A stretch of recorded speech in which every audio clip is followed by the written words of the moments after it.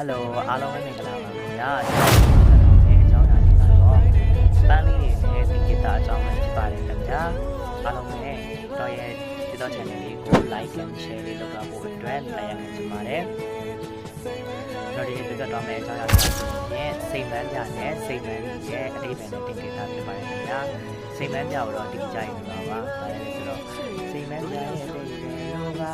ပဲဆောင်းပိုင်းနေတဲ့ချစ်လို့ဆိုခြင်းနဲ့ဆိုတော့စိတ်ပန်းပြဆိုလို့ရှိရင်စိတ်ပန်းစောင့်ဆိုင်နေတဲ့အချစ်ကိုကိုစားပြုတဲ့အတွက်ကြောင့်မို့လို့အဲ့ဒီဟာကတော့စိတ်ပန်းပြကစောင့်ဆိုင်နေတဲ့အချစ်လို့အဓိပ္ပာယ်ရတယ်ပေါ့ဒါပေမဲ့စိတ်ပန်းညီကြတော့တီးပြီးကြပြီလားစိတ်ပန်းညီရဲ့အဓိပ္ပာယ်ဆိုလို့ရှိရင်တဲ့နွေရာသီရဲ့ပူပြင်းလာတဲ့ရာသီတန်အောက်မှာရဲရဲတောက်ပွင့်ဖူးရတဲ့ကြောင့်မို့လို့တဲ့သူ့ကို